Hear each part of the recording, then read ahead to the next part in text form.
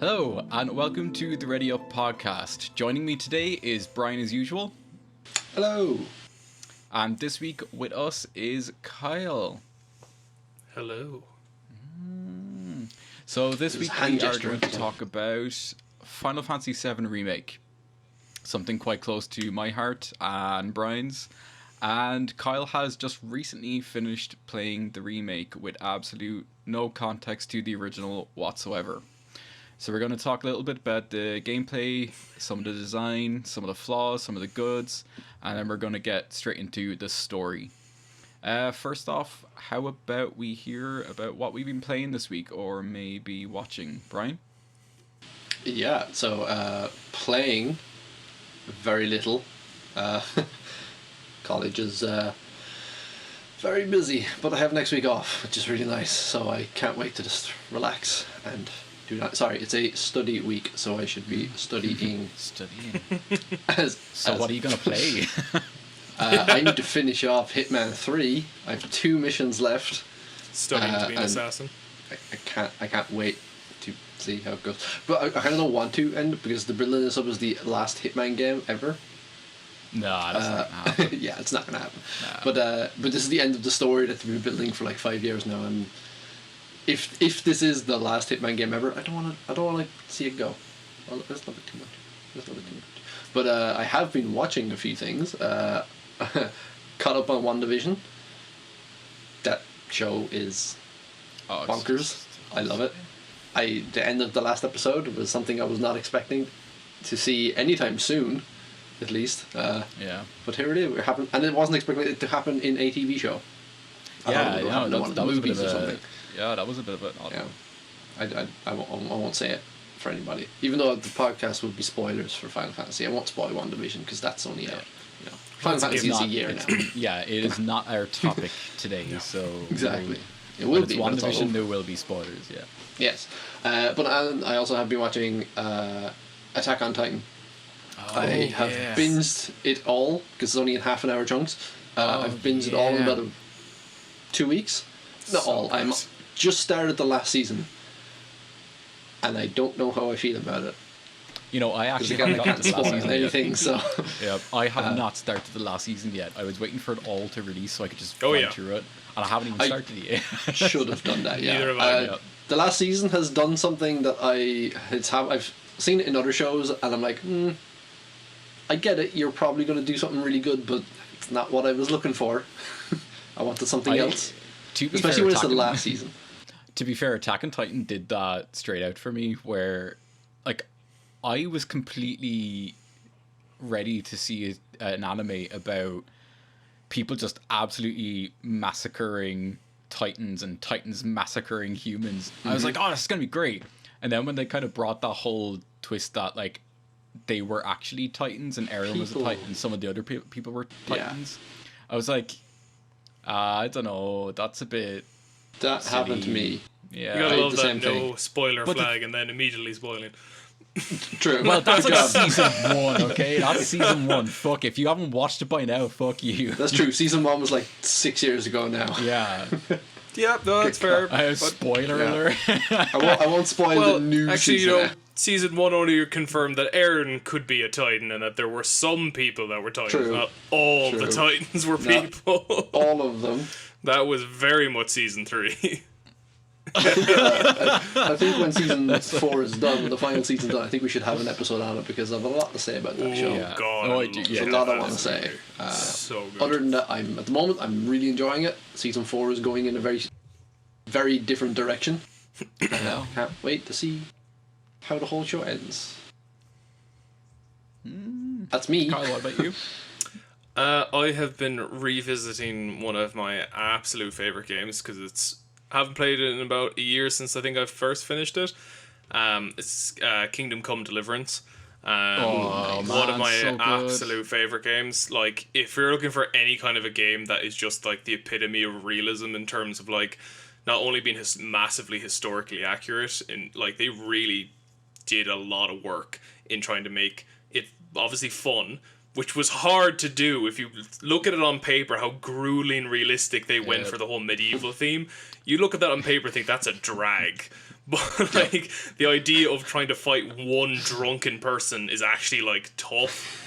They actually make it though really rewarding. Do you know what? Or like the fact that like the very first, it's not. It's like the intro mission of trying to escape.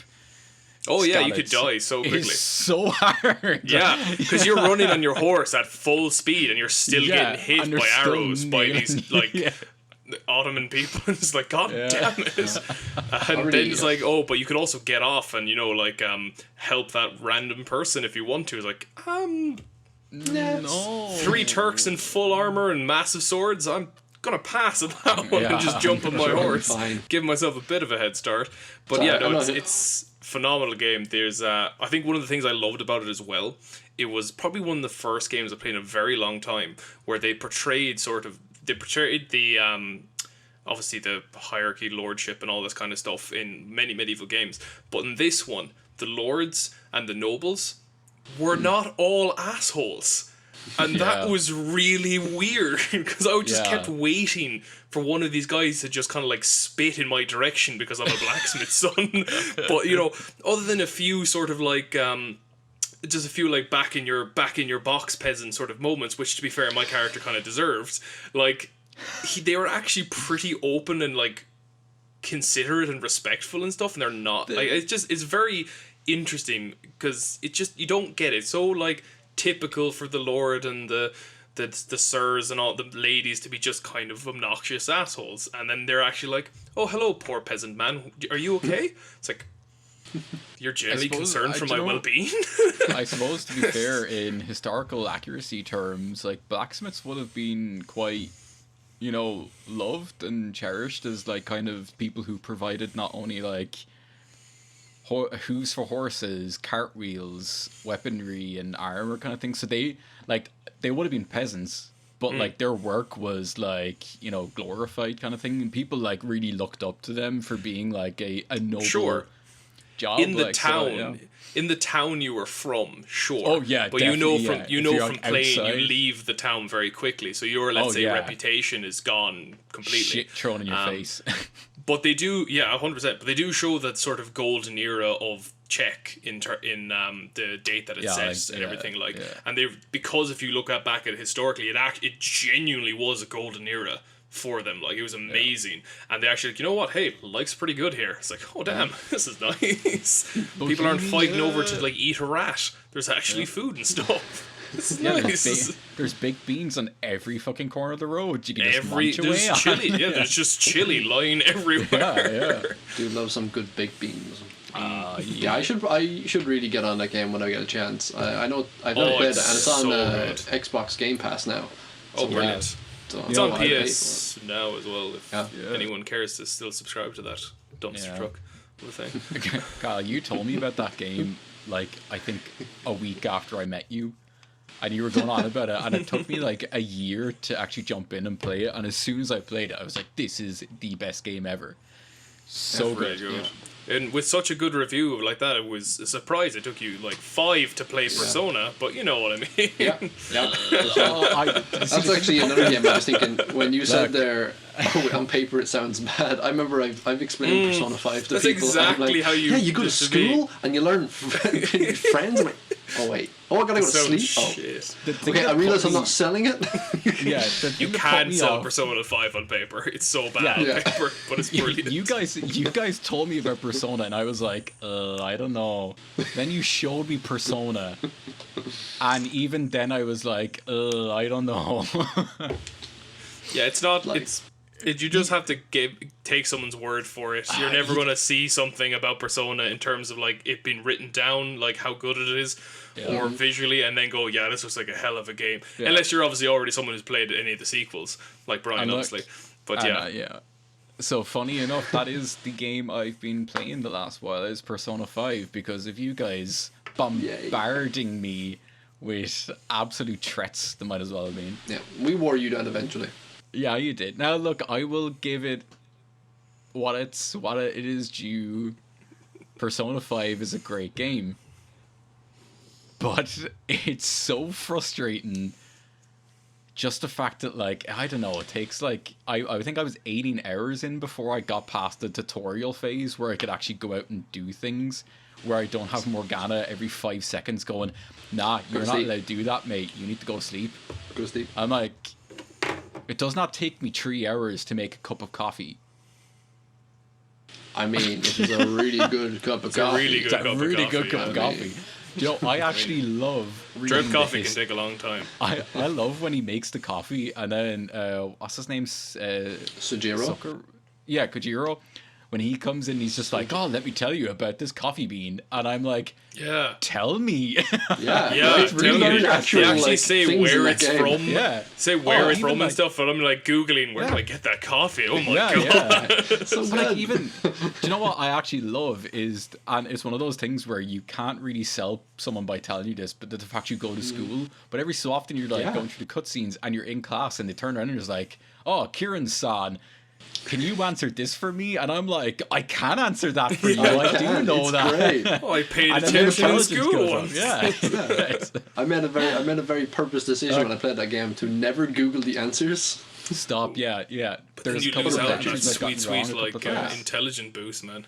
Yeah, and they're all like real facts. and knowledge. everything. I love it. Yeah. It's good. Yeah. Although when they do that's ask you brilliant. about So good. specific Japanese history, like who was the Lord again in 1403? It's like, Oh, yeah, absolutely. Where's Google? Not a clue. Bowser. Hello. Bowser. Alexa, who was the? Yeah, Persona is one of those games that you should not try to sell someone because they will just run a mile. Just go play it. It's just one of those games you just have to go play. Yeah, No. that's how I got Kyle into it. It's we then eventually got you into it. Took about 2 years. Just weed me down. Yeah, eventually. There's a stream of like messages in group chat of harassment for Kieran for not Oh, playing stop. it. Yeah. It's our group chat's been great. It's like every time he starts complaining about it in our group chat, the messages are getting slowly less aggressive. So I'm like, we're winning him over. We're winning. It's happening. It's there somewhere. It's happening. I still don't walls are coming agree down. that. I still don't agree that what's her name, Makoto? Makoto? Are you gonna say? Makoto. Are you about to spew heresy? She is not bait. She is not bait. I'm sorry. The Doctor is the best in that. I'm sorry. Takamaki. I mean, like, Takamaki. Yeah. That's her name. Kamiki. I don't know. It's funny They're here, all like I know all I these don't even names. know how to Like, respond to that. I don't even like anime. But I'm like, yeah, Attack on Titan and Persona. Maybe I do. Oh Yeah. no. Yeah, you remember all these Japanese anime names, and then your work colleague for a year comes in and is like, "Hey, John." Hey. Do you know, working It's in retail, I James. have that constantly where someone comes in that I used to go to school with for like fucking 6 years, and they're like, "Hey, Kieran," and I'm like, "Can't remember your name, man." Yeah, don't even. No idea who you are. Hey, dude. Don't even. Hey, man. Yeah. Isn't Don't take it's advantage of the great to- fact I have a name tag on and think you know my name. Don't take advantage of that. Yeah, exactly. You got it. I you rat once. bastard. This doesn't have to make it into the podcast now, but I once had a full 20-minute conversation with a woman in work, in retail, and no, it was a guy, sorry, and he was just like, "Yeah, man, how are you? So long since we were in college together and everything." He's like, "Yeah." He was like, "Yeah, down in Cork. I've never been I in college in remember Cork in that. my life." But he's like, "Yeah, man, it's been so long. Remember all the lads, like Smith and everyone like that? We used to hang out. We used to go drinking down in." And he mentioned the pub in Cork. I was like, "Dude, I remember that so well." He's like, "How is everyone keeping it? Have you kept in contact?" And he was like, "Ah, no, I haven't really." But it's like, "Oh, we should all get together again. Like, go for a drinking session like we used to." I was like, "Yeah. We should absolutely do this.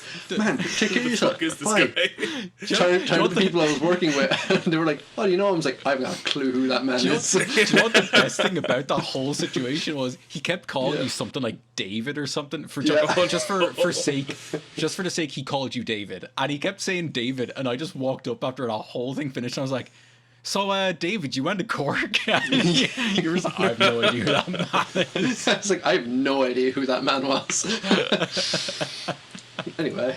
Hi. Right, so let's go a little into gameplay and graphics for Final Fantasy. Final Fantasy 7. We might as well let Kyle take it off because he has only recently finished it. Yep. Brian, you cleared it a bunch agree. of times. You I platinumed it. platinumed it, yeah. And I have not played it since I cleared it. So I'm a bit rusty. I will go back and play it again sometime soon. But Kyle, you actually made some good points the other day in the combat system. In terms of just the lack of tank system, or Yeah, that was one of the things that I just really thought was going to be a given, just because it seemed that they wanted you to change change your characters throughout whatever combat you were in, because you have it there. The Barret is very, very good for fighting against people who are at range, and Cloud is next to useless at it because he just hops into the air, slices at nothing because the enemy has since moved on. Yeah, and if you could just go over and there's a bunch of people coming at you and Cloud is there trying, God bless him, trying to swing his giant sword several times, slashing. Those tiny skinny arms, Yeah. And then every time, because you got 3 people, you have 3 people or 4 people on top of you because you're the one initiating by running in. And as soon as you try and build up a combo to get your gauge to do an ability and stuff, you just keep getting just sucker punched all the time, and then you kind of get staggered and you can't really build any momentum. So it's oh, I know what I need to do. I need to change characters because everyone is on Cloud, obviously. Go on to Barret, who's about 10 miles behind me. Barret comes on and starts shooting, and they all start charging at Barret then, and Cloud is just left there huh? No. Not a bother. That just didn't really make a whole lot of sense to me, especially because how easily it was for enemies to just stop your momentum when you're trying to swing at it. I found with Tifa it was a little less. I don't know why. I don't know if Tifa was just super, super fast and it was actually a little bit easier to get those that gauge up and stuff. But with Cloud, it was really annoying. Even though the combat at the very, very beginning, when I started playing, it seemed really promising because I really liked the way they went with it. I said I have no prior knowledge to what the gameplay was like. I know it was probably turn-based. And they were building gauge and all that kind of stuff. Cool idea. It looked like it was working, but as soon as I started coming up against more than one average soldier or dog, I guess, it became much more difficult. Yeah, I will agree with you on that. Yeah. I definitely think they did a great modernization take of the original system in terms of you're building your skill points and you can use them. Shouldn't have tied that in with the item system. But in terms of you would fight and then gain your little action points and then spend on your magic or your skills, I thought that was good. It was a great way to modernize the turn-based system back then. I love the whole switching through different characters, and correct me if I'm wrong, but it takes a while before you can actually use a couple of them as well. It kind of mainly tries to push you to focus on Cloud for a bit. Yeah, Barret at the very beginning, you can kind of go with him. Yeah, and then I remember it took ages. Now, it's been a while since I played it, but I vividly remember it taking ages before I was able to switch over to Tifa. Oh, for Tifa, yeah, but in the very first generator where you start off, you do get to play as Barret a bit. Yeah. But that's my take. But I completely agree with the lack thereof tank system, because you do completely kind of go, Cloud's the tank. You should kind of take all the aggro, and then you should kind of switch to your defense characters and kind of create buffs, and that's another thing. For Aerith, if you had any of her buffs, and they were great, so handy, but most of the times if you had her buffs, your companion would just run outside it, and then you have to switch back to them and run back into it, and it was just kind of shit like that. You think there'd be kind of an AI gameplay mechanic there would be there's a buff there, I'm gonna go for it, go stay there. It did seem like their intention with the way that the skill set was actually being brought up when you leveled up and everything like that it did seem like you had the idea of sort of the Holy Trinity, where you had 3 characters, and one of which you tends to be the tank, and weirdly enough, it seemed all the attributes for a tank was going to Barret, who was at range. Oh yeah, but all of his he's a tank. Oh god, he is a tank. he is a tank at his literal arm. So he all of his skill sets when you go into the weapons and stuff and upgrade them. So many of them are like health, and like how much damage resistance you can take for under certain circumstances and stuff. So it seemed like he was supposed to be the tank. Don't really know why he was at range. Cloud was kind of like a jack of all trades, damage as well as health and taking damage and everything like that. Tifa was definitely damage, because again she was like Tifa was hell damage, like she was brilliant. Oh, amazing. But then Aerith was a fucking glass cannon, like she does insane damage, but a soft breeze would knock the bitch over. And it was infuriating that when I want to play her, because she has some insane abilities, and when I want to play her, it's like, oh cool, I'm gonna swap over, and then she's there like building up her gauge and stuff, and immediately the horde of the entire world has descended upon her. She trips over the stone, she dies. Like.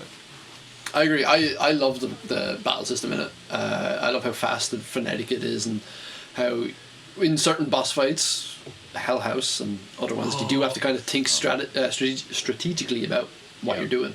But yeah, everything you said, I fully agree with. I hated that. Cool, gonna swap off one character, all the enemies just descend on that other character. I hated that.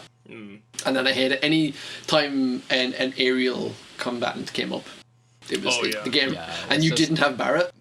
Oh yeah, or Aerith. Yeah, it was a disaster. So I'm really hoping for part 2 anyway. They don't. It does seem like they.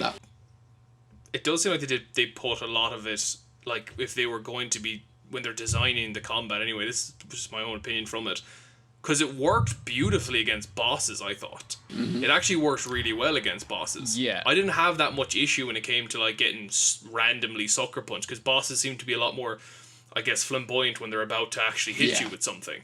You can kind of see it coming, and you can kind of know, okay, I should probably get the hell out of the way here. So you can build up gauge way more, do like all these spells or abilities, and kind of combo off each other and everything like that. All the boss fights, loved every boss fight. Dreaded them because a lot of them were bloody hard. But they were really, really good, and they were super rewarding, and actually felt really good when you were like pulling off a cool strategy, and you could kind of mix and match and everything. It was really, really fun.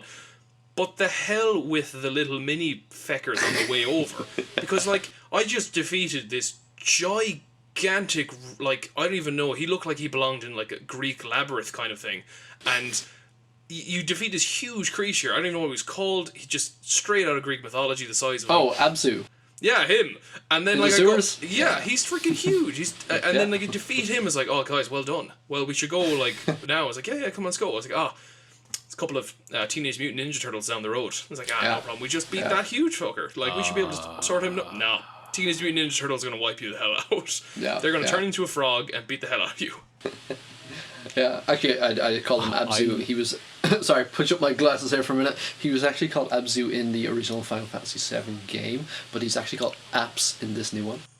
Is he? I always just call him I may be getting they changed his name for the remake. I know that much. Wow. I'm pretty sure I got that right. But don't publish that. We can edit that out if I'm wrong. I absolutely loved that battle. I was waiting for that, because you saw that battle in the trailer, and I was so looking forward to it. Yeah, I was super looking forward to that, and it didn't happen in the place that you would think it's going to happen. And when it eventually happens, I was just like, oh, this is so good. Yeah, every single boss fight. It's because like all his attacks, like even the big tidal wave and stuff like that, was just done so perfectly. And like, I don't know, I'm going to use this a lot, but their use of modernization of the original one to the remake is just, it's amazing. Like 10 out of 10. They absolutely just, like, do you know when you kind of think back and you're like looking at these, like the new game that comes out, and you're like, oh, the graphics are amazing, this is exactly how I see real life. And then obviously the next game comes out and it tops those graphics and so on and so forth, until we've come to the era where, you know, graphics are almost like lifelike, yeah, like. And I'm telling you guys, but like I think back then when I used to play it, and I'm like, that's exactly what I saw when I was younger, and I used to play that. It's like, that's what I saw. Yeah. Same. I was like, wow, this. Yeah, I remember going to Walmart. I'm like, oh my god, there's the shop, and there's that shop, and there's that shop. I'm like, it's in the same place and even that it was back in the day. I'm like, do you know when you go into that shop and the cannon shoots at you? I was just yep, like, yeah. I was like, they kept that. Oh my god, yeah. So the attention to detail. I don't think anyone can ever fault their attention to detail in this game. No, because good god, it's on point. Yeah. Yeah, quick fire round. Favorite boss fight? Gotta think about it now. Gotta think about it. I'm gonna go straight away with like the Hell House. Hell House was amazing. Yeah. Just because like even though all the other boss fights, they were very very cool. A lot of them, obviously, they all had their own unique kind of like playthrough and everything. Yeah. Hell House was just so infuriatingly difficult that when I would finally beat him, I was like, I win. Game's over for me. I'm done. Like nothing can be worse than this guy. I need to celebrate. We're in lockdown. I'm just gonna go drink. See, I think Hell House is up there, but my favorite boss fight, and it's tied into not only how it looks, who it is, and the soundtrack is Genova. Yeah. So I'm thinking Genova too. Yeah. I'm either thinking Genova or Airbuster. I love the Airbuster. Oh, fight. Airbuster was so good. Yeah, but and that song Genova, that they play. that soundtrack. Oh. Yeah, the soundtrack. I think honestly for me, this game anyway, the soundtrack is a 10 out of 10. Soundtrack. I don't believe in giving 10 out of 10s to a lot of things, but soundtrack, No. 10 out of 10. I said this the other day when we were talking about it, that their soundtrack, but even just the sound in general, that's a solid 10 out of 10. Like gameplay, I would give 8 out of 10. 8.5. There's some Yeah, things I don't like, but soundtrack 10 out of 10. Graphics, like 8.5. Story. See, I give the graphics like 9, almost 9.5 out of 10, just because, like I absolute sucker for stylized graphics. So I was saying to you guys, like I was just after finishing Cyberpunk beforehand, and Cyberpunk being like probably the newest in terms of like graphical capabilities and realism and everything like that, probably up there as one of the best currently, and that's literally only the PS4 version, so God only knows what's going to look like in the PS5 version comes out. Man, I've seen some screenshots for the PC, and it's just insane. Yeah, I don't even want to go near it, even though I could get on the PC. I kind of just want to save it for the PS5 because I loved playing it on the PS5. It was pretty savage. But like that was like so real, and it was really really beautiful in its own right. And then I immediately went like pretty much the next day over to Final Fantasy VII, and the intro just came along, and you had that sort of, you're an aerial view over the city and just kind of whooshing down through the town, and there's kids on these bikes, and then you have Aerith there with her flowers, and it's just like, oh my god, it's so beautiful. It's beautiful.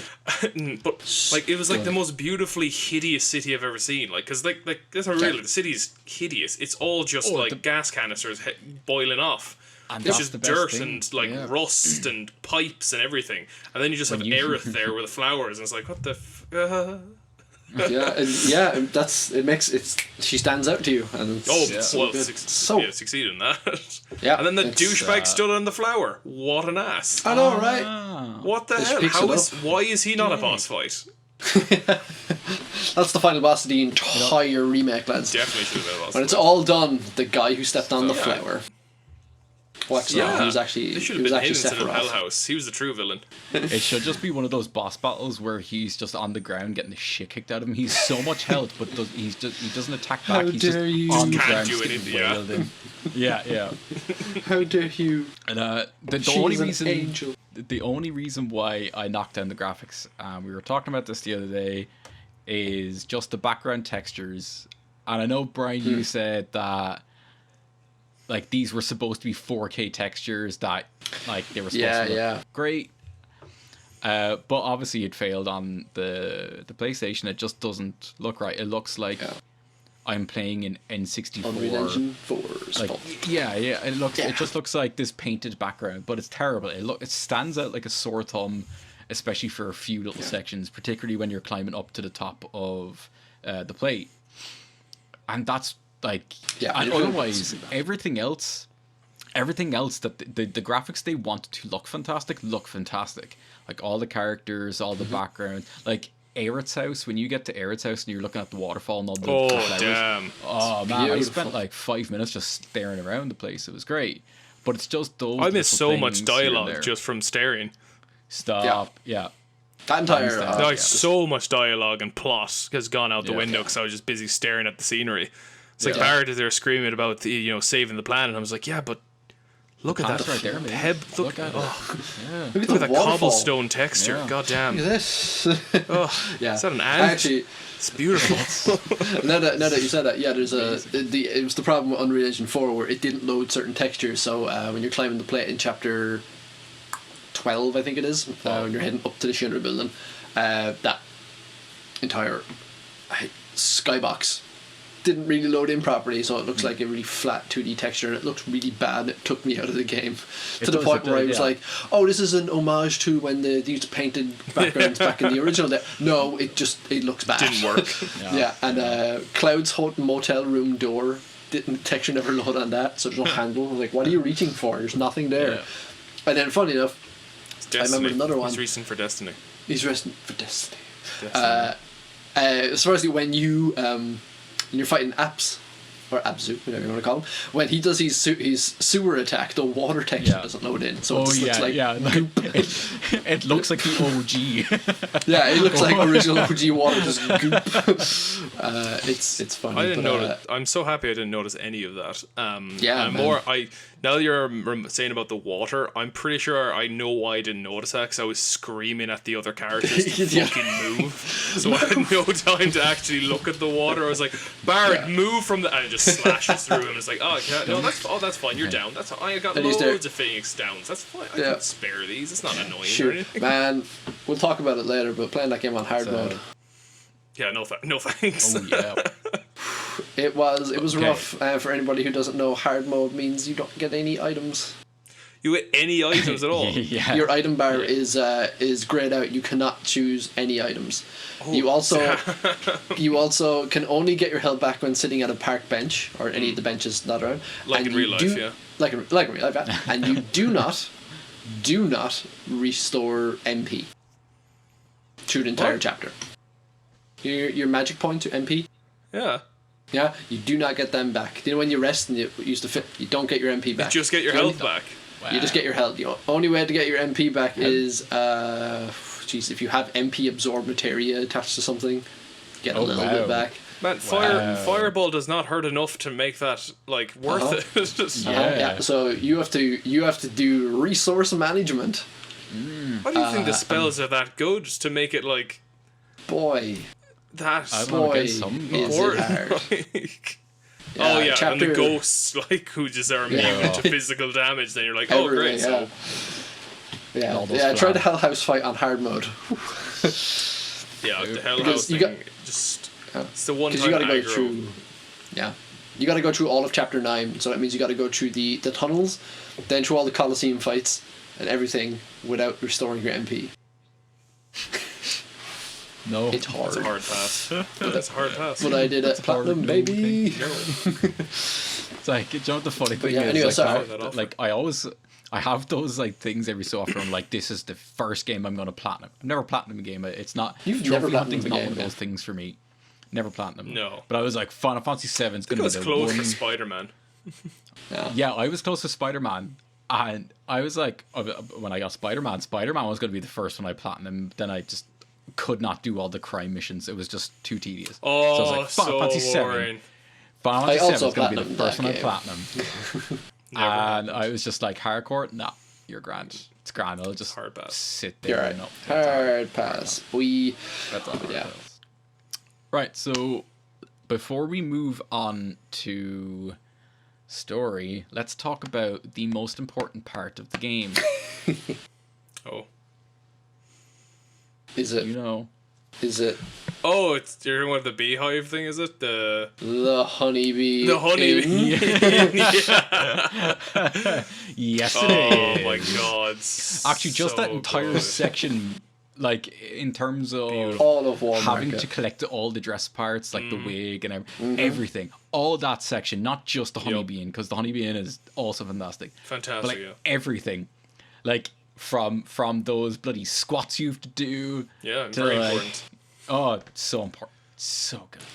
Don't Like, mention Cloud those was stats to me. That super awkward massage that you get. Oh yeah. Yeah, I paid Very $5 uncomfortable. Yeah, Yeah.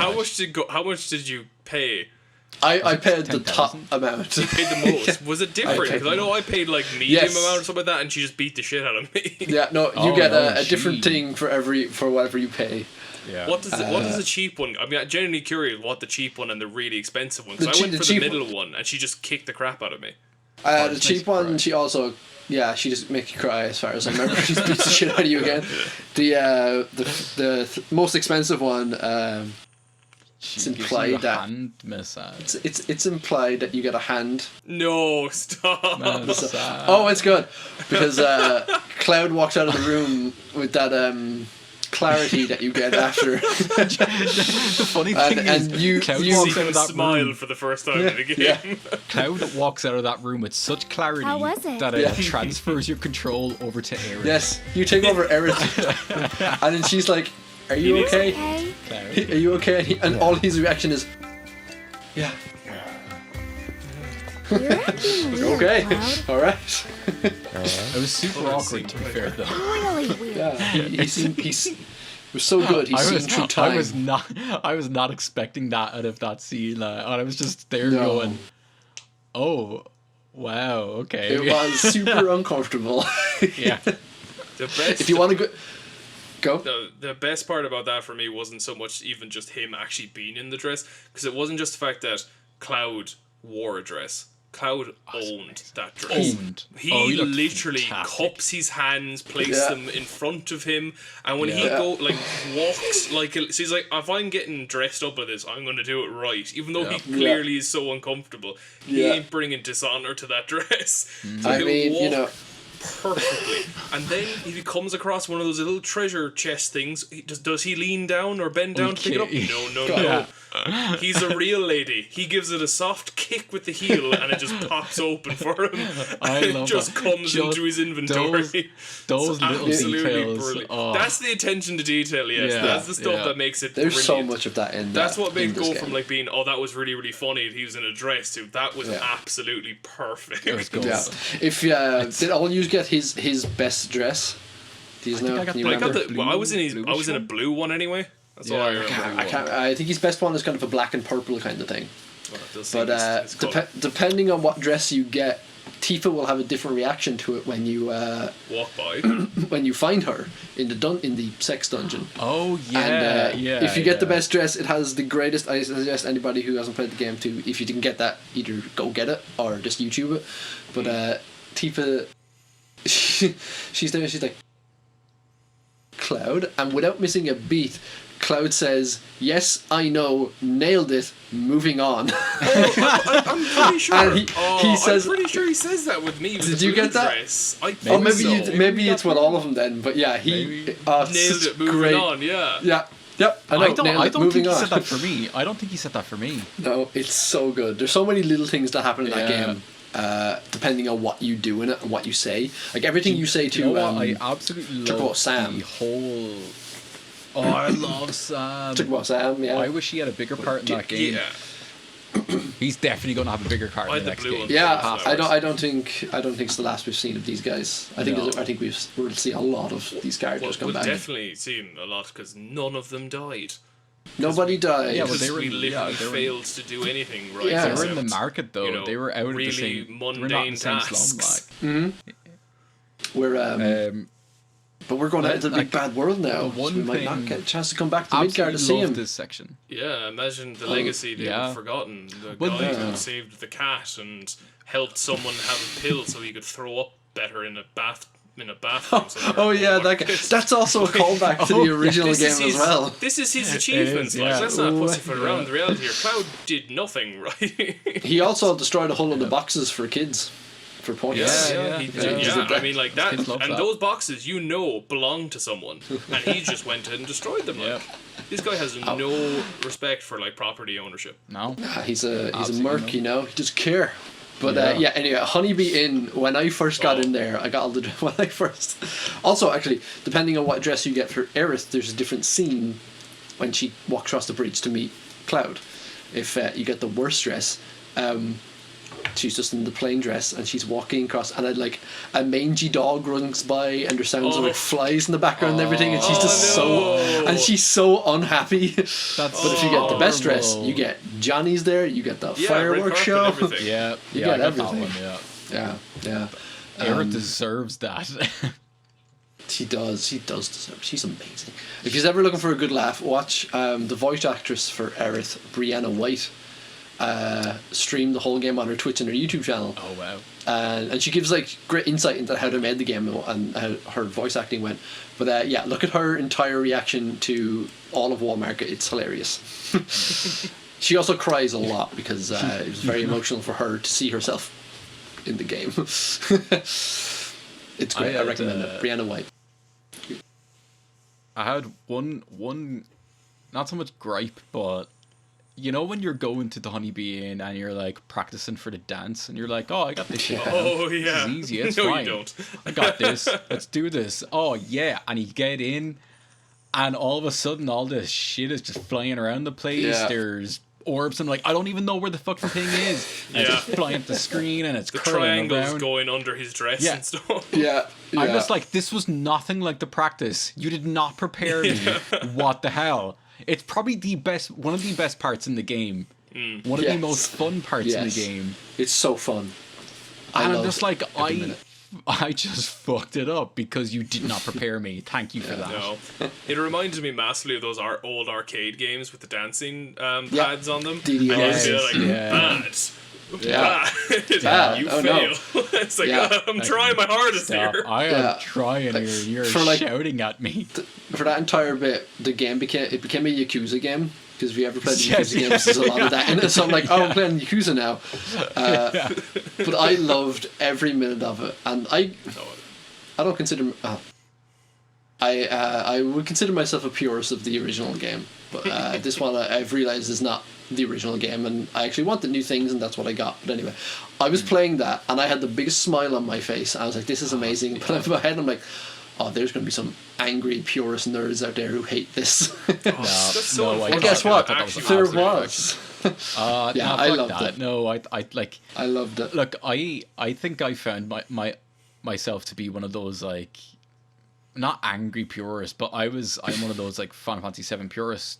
Like I was expecting essentially a copy kind of thing, with like new updates, and then the more I played it, and the more new things they gave me, like even visiting like Jesse's home and stuff like that, and new areas, I was like, this is great. This is giving me so much more in depth. This is exactly what I wanted out of a game. I don't.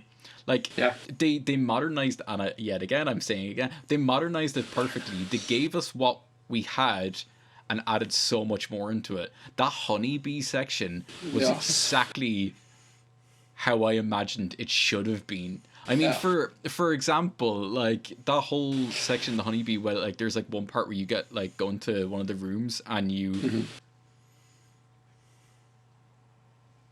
just so happen to wake up with a group of men there. Oh, in the original? Yeah, in the Yes. original one. And you just Yes. saw, like, and there's something like that happens in it. How can you give out about the fact there's a big dance-off number? I thought it was fantastic. So Oh yeah, good. it was brilliant. So Amazing. fun. So fun. I was saying It's that, yeah. Love it. God, I love everything about this game. And even though I've platinumed it, I want to go back and play it again. Oh, definitely. really Yeah, I'm definitely gonna. I'll probably restart it like during the week or something like that. Maybe. Although if you wait, because there's rumours going around that this Saturday we might be getting an announcement of a PS5 upgrade. Oh damn. That's rumours going Remember around. what? Sorry. I feel bad now though, because I felt PS5 bad now though. upgrade. Because, yeah. Ooh. But apparently, yeah, I the don't big have a rumours, PS5. I know you probably cut out there, that there might be a PS5 update announced this Saturday, because the creator of the game is going to be speaking at the Final Fantasy VII Orchestra event, Nice. which is happening in Tokyo on Saturday, and apparently he said he's going to be there and he has something to announce. So That's awesome. Apparently, Cool. then there's rumours saying around that it will actually come with new story content as well. But we have no idea how true this is. That'd be cool. Maybe some That would be DLC cool. kind of like extra little missions kind of thing. That'd be cool. Yep, something like that. Yeah. Apparently, there was supposed to be there was 2 chapters I think cut from the game, and Wow. the 2 of them revolved around just Tifa. I think it was how Awesome. Tifa got to Warmark into Don Corneo stuff. That's that. So That would've been cool. That'd be cool. That'd be cool It if they was a bring bit- that back. Or something. Yeah.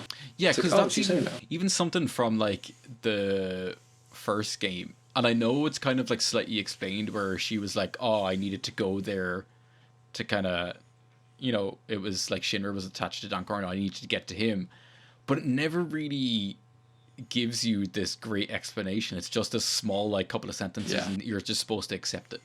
And I would absolutely love to see like Tifa just like bursting out with this massive plan and being like, Yeah. "Fuck you guys, I'm gonna do it myself," and just Yeah. been like, badass. Yeah. Tifa. Apparently that was planned, but they cut it. So That's maybe they'll bring it back. That'd be It cool. would be nice to, because it definitely would be good to give a bit more of an explanation as to how that went down.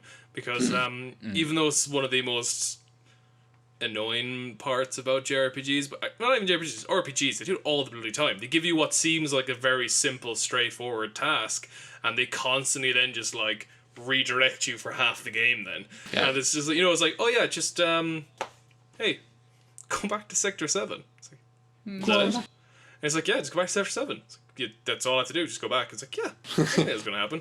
Just go back. What are you talking about? Just fine. Just go back. It's fine. All right. It's fine. Go through all this crap and apparently go down the sewers to get there, but I'll get there. And as soon as you're like within reach of Sector 7, fucking cart goes by with Tifa. And it's like, game, you lied to me. I was Lied. right there. Why would you Sector do this to me? 7. It was right there. And I was like, oh, go talk to the cart guy. He's like, oh, you'll get back there. You'll get back to it. Don't worry. It's like, oh, It's all fine. right. Look, fine. Tifa You can know handle what? herself. Fool Did me I- once, game. Fool me once. Did I not? Go Did I not see tell the you cart. about the cart guy? Yeah, did I not mention that he Did I was not? going to be, going to go into a I did. whole new section I city and all definitely that told kind of you about stuff? It's fine. No, it's I fine. think Definitely I told told you you about about that. I definitely told And then that just all spirals out to a point where you actually like pretty much never get back to Sector 7 until shit hits the fan. Yeah, 'cause Until it's it's crushed. Get destroyed. All I want to do is get back into my unpixelated door and go to sleep. devastated. And it's like, nah, couldn't even have that. Yeah, I suppose moving on to the story. It's amazing. Were we not Let's doing get that? into that. It's 15 chapters of perfection, and then 1 chapter of I thought there was 16 chapters. there is. No, deja vu. No. But yeah, no, we've already kind of touched on that already, but I think what they did, somehow did the impossible buzzword.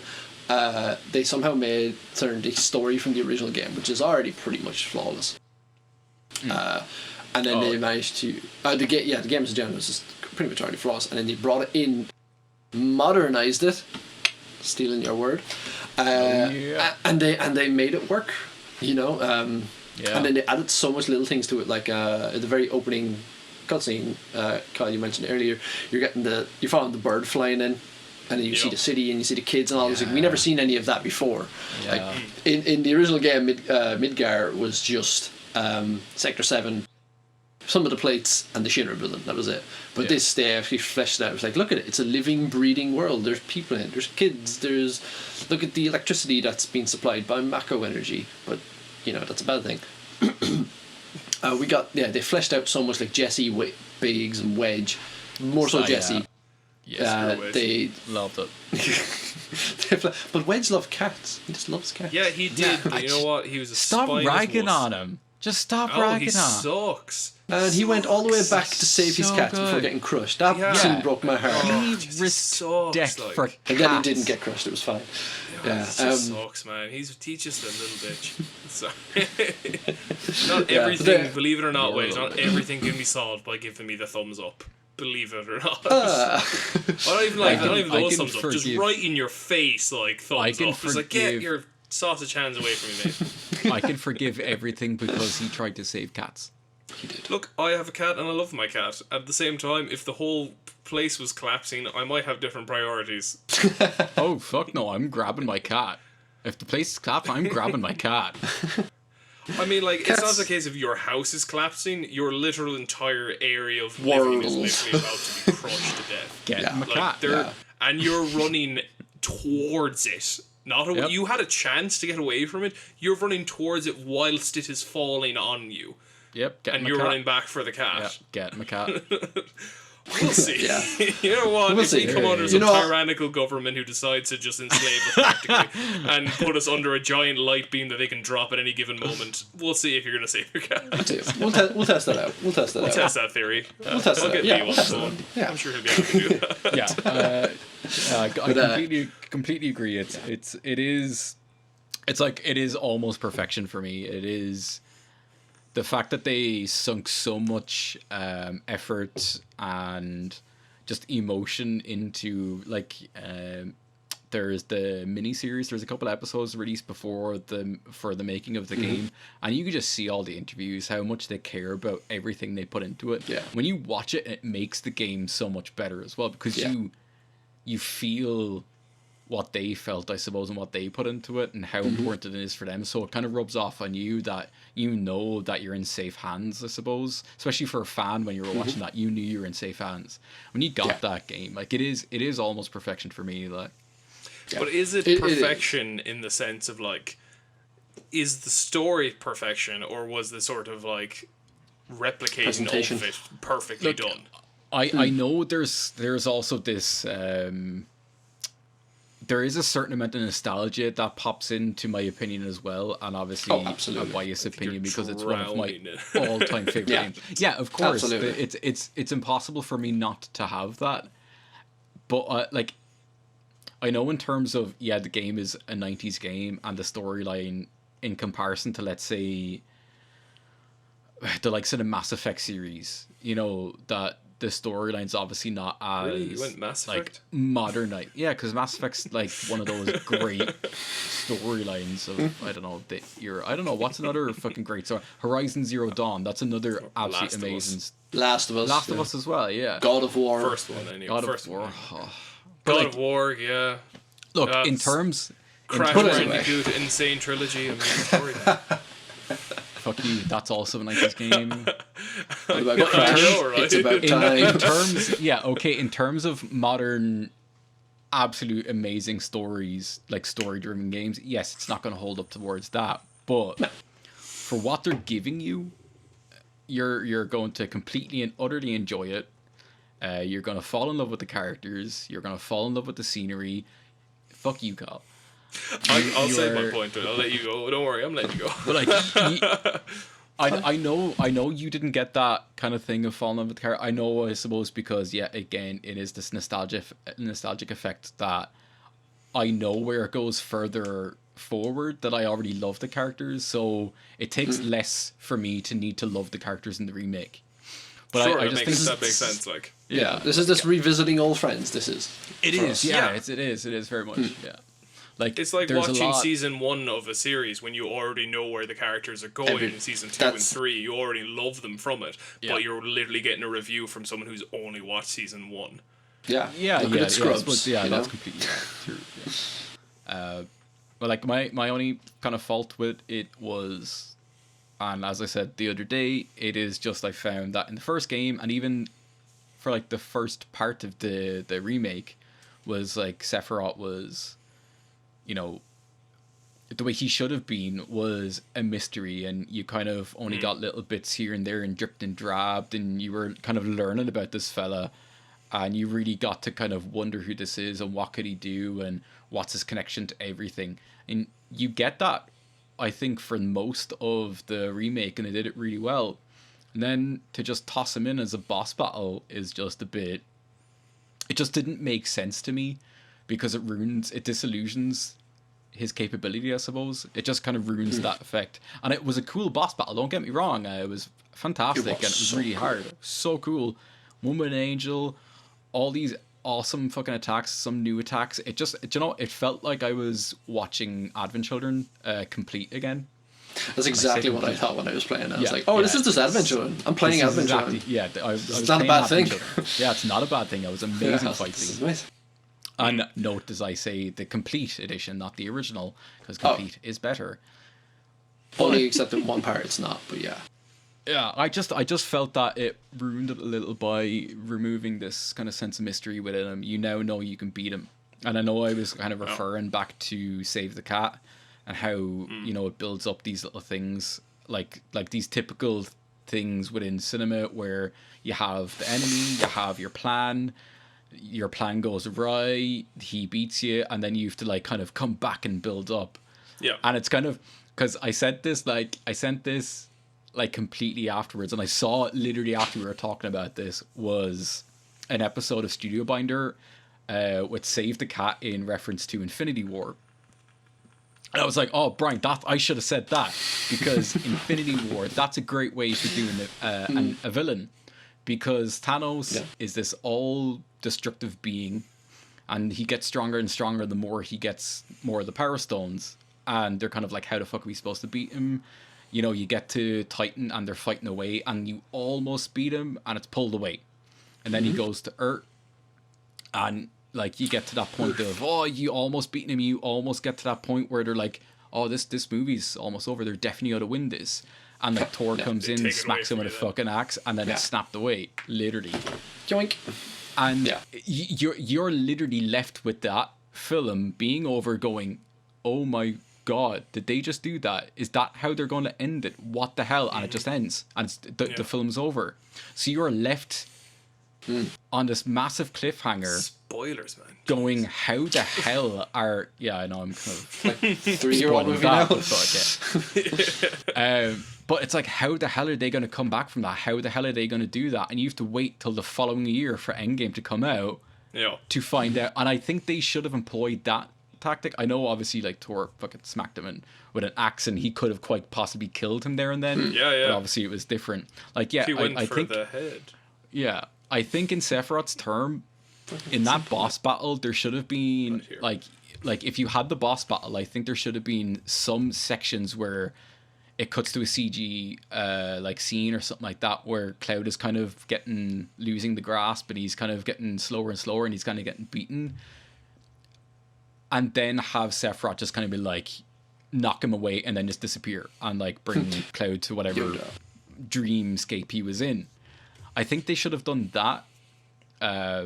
So at least then you still believe that Sephiroth is this all-powerful villain that just kind of went, oh, I can beat you whenever I want and take you away. Like, I think they should have done that.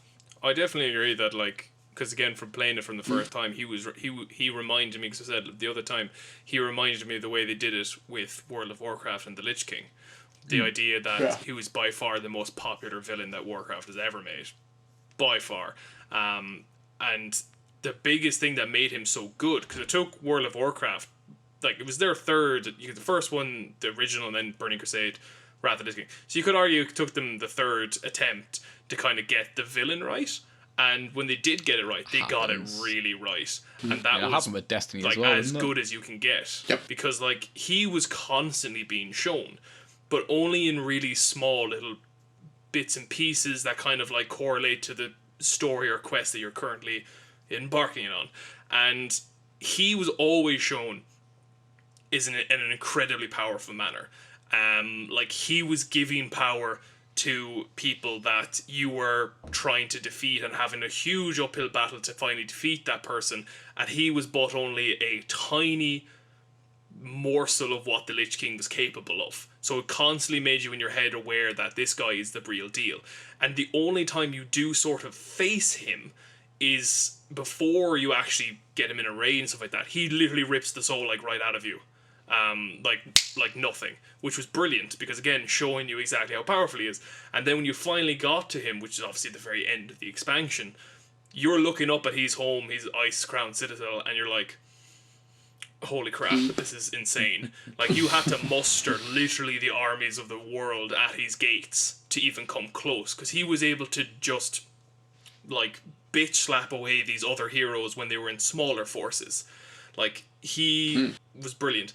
But I do think that, I really hope, because I did think that they were going that similar route by showing him bits and pieces of him, but not too much of him, that hopefully the reason why you had this fight with him anyway was, it might be a bit of a cop-out, because of the reaction people gotten, but they could change it to the point where maybe that was not him in his like final form, or it was like a shade of him or something like that. It was some sort of just Kept the same piece high. of him.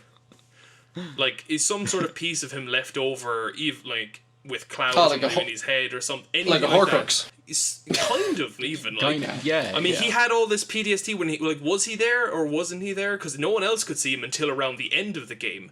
Then everyone else started to actually see him, but in the beginning, only Cloud could see him. In these little flashbacks. I could say something, but I can't. Don't. Spoilers.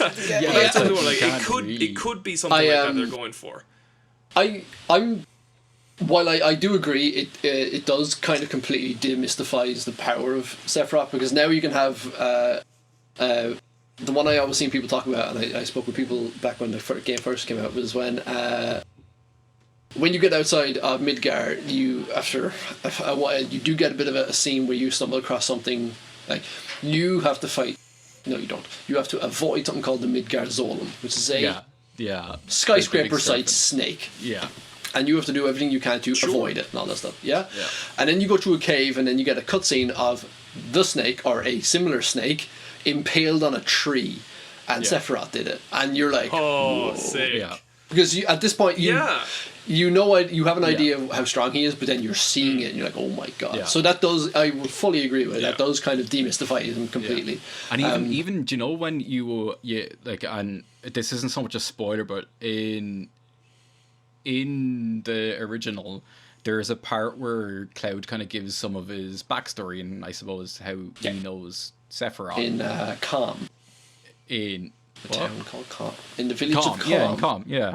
And His former lover, yeah. you essentially, you and Sephiroth get into this battle, and you're fighting the dragon, and like Cloud attacks him, and like That's my does theory, man. pittance, absolute pittance attack to him, and Sephiroth just like one slashes like 9 million attack power, and just like wipes out this over dragon. 9,000. And it's like, but it's kind of cool when you see that little battle scene where you're kind of, you do get like, there is little parts throughout the original game where you're given glimpses of like Sephiroth's actual power, and you're just like, this man is a beast. Yeah. It's like, you know why he is the guy. Big bad guy, yeah. Yeah. So, But, so I completely agree with it. Like, it does completely demystify him. But like, I have a few not counterpoints, but just things to like add on to it. It's like, as I know you should really review the game as a single game, but we know for a fact when it was announced that there's going to be multiple, so we can kind of scoot around that for a minute, a loophole, and say that we know what he's capable of. We know what he can do. Yeah, so there's no point of mystifying him for us, because we already know everything he can do. Then on the other side of that, new players who also might be aware that the game's going to be over the course of a few games, and you're building up Sephiroth, and then you beat him at the end of this game, and then new players are probably like, oh cool, so now who's the boss now? Yeah. Or other way around that, now they're like, I beat him and I wasn't strong enough, and now he's out there. Because then if you beat him, it would have been like, what now? What do we fight now? Like, we have to tease him along. And I feel like if you have the main villain of a game who they tease from the very start of the game, and you don't make him the final boss, I think the new players will be kind of like, I that was get a bit shit. Yeah, I think it's one of those situations of, if they didn't show him, then of course new players are going to be like, who the I think fuck was they that? were I think they were caught between a rock and a hard place, to be honest with that. Okay. And then the only last thing I'll say is kind of similar to what Kyle did hint at there. We beat him at the end of this, but straight after there's a scene of Sephiroth and Cloud like chatting, and he's like, cool, there's more to come. You better be ready for it. So I'm like, okay, so you beat him, but then you didn't beat him, because he is still out there. I think, but I get it. I do know. I completely understand your argument. It's one of those things of, I kind of get what they were trying to do, and I get what position they were in. I just don't think they pulled it off as successfully as they could have, especially in comparison, I suppose, to the rest of the game. It's like the rest of the game is like, they do everything so well in all their little details, and they do it amazingly, and then for that one little section they just kind of dropped the ball a little. And look, I'm really looking forward to the next game, don't get me wrong. I know there's like the theories of all like the parallel universes and the sequel, and these things won't happen and some things won't happen, and I know there's all of that. It's one of those things of like, I want them to follow the original game as close as they can and just add, the same way they did with Midgar, add new sections to it and give extra backstory to certain things. Yeah. I'm excited to see what they will do. It's going to be essentially, when I went into Final Fantasy VII Remake, it's going to be one of those things of when I was like, I'm not going to agree with everything they did. Then I played it. I loved basically 95%. I agree with everything. It's like, I agree with everything. But I think that's going to happen as well with the next one. When it comes out, I'm going to be like, oh, what will they do? They're going to end up ruining this. And I'm going to play it. And I'm like, I'm the same, man. Absolutely nailed it. I'm very worried, but also equally excited because I can't wait. I'm one of the purest sort of the fans who I don't mind what changes they make as long as the main story beats still happen. They can change what they want in the middle as long as the big things still happen. Which I feel like will have. They've said it. They've gone on record and said that like the big things will still happen. Yeah, I think. But then in a recent. And then, but in a recent interview, they're like, we're still hoping to kind of subvert some expectations. So that line kind of worried me. I think. I know I was going to say something, but I can't say it now because Kyle. Never mind. I'll cover my ears. Just mute. Like I'm equally excited, but also equally worried. See, I'm kind of in a bit of a weird place with the sequel because I definitely think with the final boss fight, if I genuinely knew nothing about the game at all, like I only know most about Final Fantasy VII because, the wonderful thing that is the internet and its constant desire to spoil things. It's somewhat popular. It's been around. It's been around for a while. Like, and then what you guys keep telling me about how great it was and everything like that as a complete overall game. And from what I've experienced, being only like a third, or as Brian then said, only 1/10 of the story, which is absolutely insane when you think about it being a freaking PS1 game. You've completed. Blows my mind. Yeah, you've completed the first 2 hours of a 45, 50-hour game. Which is absolutely mental to think about. But like, I'm more, because I know a bit in terms of just like from what you guys are saying, that's what's pushing me more towards wanting to play the second one rather than the game in itself, because the game in itself was like, the best thing about it was that it was just so bloody stunningly beautiful. It was a goddamn just staring at a painting, it was gorgeous. I wasn't a huge fan of the fighting part, except the boss fights made it really, really good. So boss fights and how beautiful it was were definitely the best parts about the game for me. In terms of the characters, it definitely feels like you're just like, this game could never have existed as it is if it wasn't a remaster, because of how little of a sort of story arc you're in. You're literally like, if the story arc is beginning at point A, you're only starting the arc and it's finishing. You have not. And there's all this still to come. As someone who has no idea about where that's going to go, what they have given me doesn't necessarily make me want to go, God, I cannot wait to find out what happens to Cloud now. Because I don't really give that much of a damn about Cloud. Unless he's going back to the honeybee place and putting on a new dress, then I'm there. I regret they brought that back somehow. That was the... Barrett, I want to know more about Barrett. Barrett's awesome. I want to know more about him. Barrett has one hell of a story. He's a brilliant story. It's probably one of the best stories in the game. But this is what's really strange about, this game. It's it's so beautiful. It's part of gaming history in so many ways, and they've given us what seems almost in comparison to the entirety of the game, a demo, which is really, really weird for a thing to do, because so much to think about it was great, and then it's but why is it only this much of it when there's so much left to go, and they could do it on a PS1. I completely agree. Now? It's like that sake of, when you have modern games and they're planning, sequels. It's not a matter of a lot of the times it doesn't have this overall arc. So let's take Uncharted for example. There are 4 separate stories that all kind of tie together in some way, shape, or form. Yeah. but they don't really plan, I suppose, extra sequels. So they No. have to wrap up the stories and develop these characters and make They're you love them standalones. within one game. Yeah. Yeah. I think that kind of is a fault with Final Fantasy VII Remake, but they were relying on the fact that too much that they were like, oh, this will be sequels and they will be spread out and the whole story Yeah. altogether is going to be spread out. So you don't get that, like for a Over modern day 10 gamer, I games. suppose, you don't get that sense of character and the sense of story Yeah. straight out because Yeah. No. it is a big story. You are Yeah. only playing one disc to a 3 disc game. Oh. That kind of thing. Not even Even half of one disc. Yeah. yeah, No, that's yeah, how It's insane. You don't. You don't. It's You just don't. insane. Yeah. You don't swap the first disc until thinking that I know where I'm just trying to halfway through the first disc. Yeah. Not even halfway through the first disc.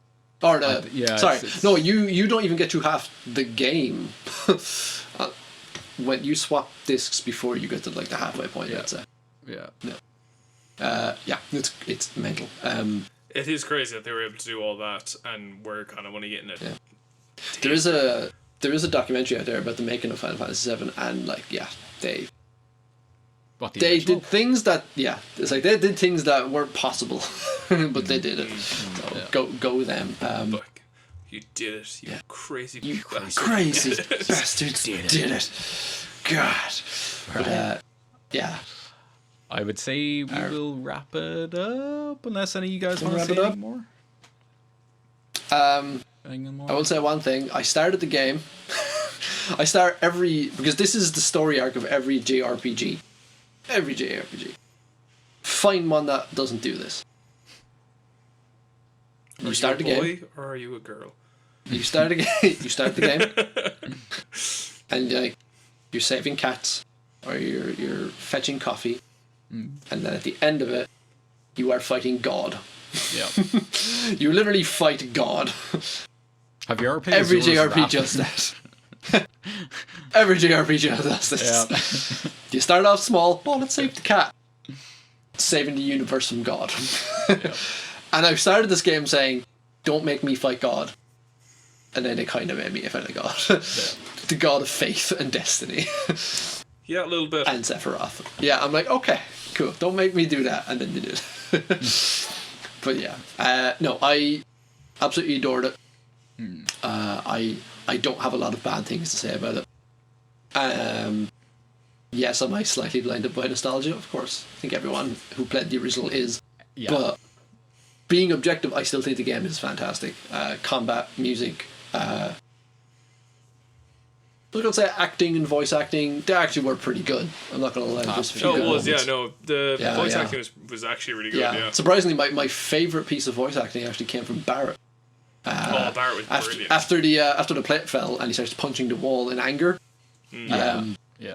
that made me choke up. Every time I see it, it makes me choke up. That does, yeah.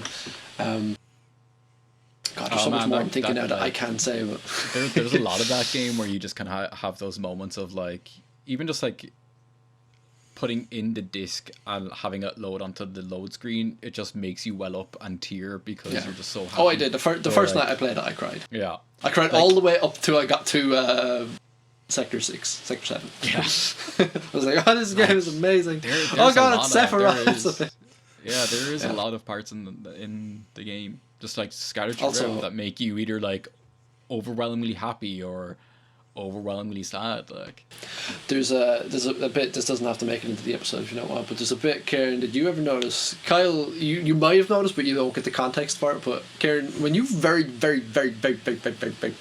first see Sephiroth in the game,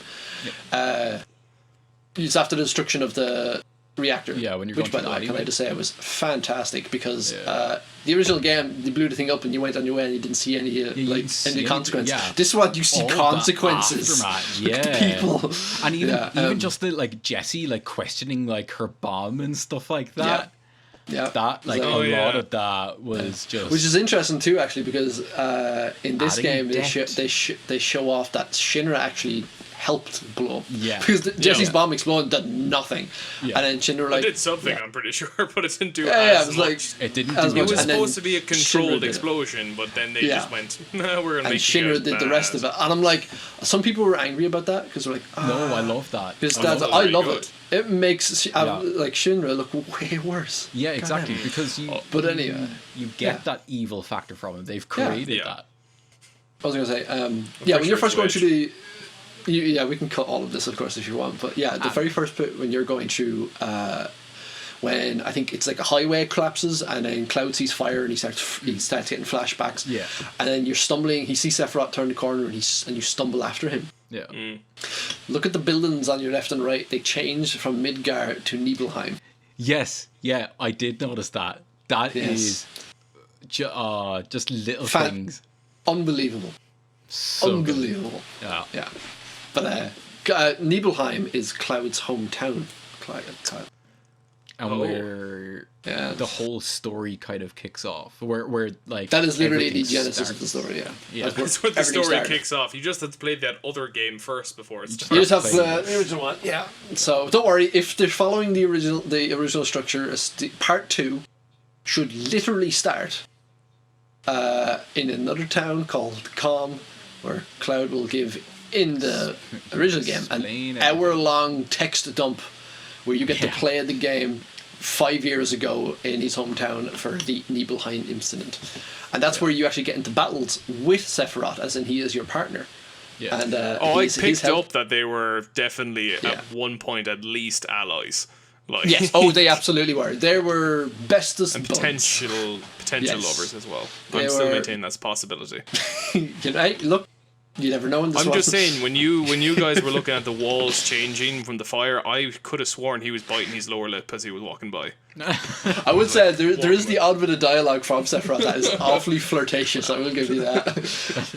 Just so you never know. I mean, like he Yeah, looks yeah. pretty well groomed. I'm just saying, like he looks like he was trying to impress. He's Cloud. got a harness on as well, which is a bit, Yeah, you know, yeah, kinky. I mean, he did time to do his Yeah. hair up for those PTSD flashbacks for Cloud. Yeah. Before Sephiroth knows what he likes. Before we descend Anyway. into smut. And that is it for tonight's episode. Hope you enjoyed. Thank you for sticking around if you did. Let us know if you want us to do more Final Fantasy VII episodes, because Absolutely. we could turn this into a Final Fantasy VII podcast if you Well, want. yeah, just in general. We could turn it into a Break Final down Fantasy podcast. every single chapter. That's at least 16 one- episodes. One by one. The three of us are now live streaming The Forest on Wednesdays at 8. If you guys want to jump in and 8 give us p.m. GMT time. look. Yeah. Give us a look and watch us be very scared and very bad at the game. very startled at some mutants and cannibals. We're fantastic at it. We're absolutely Yeah. fantastic. Come And we watch do me and my not game crash and accidentally lose. blow up our buildings. Definitely not. Oh yeah, No. light them bad boys on fire. Light them on I- fire and then Like run away. Jesse, I'm brilliant with explosions. Smoke them if you got them. I absolutely agree with you on that, mate. Yeah. And from me, that is good night. And that is also a good night for moi. See you next time.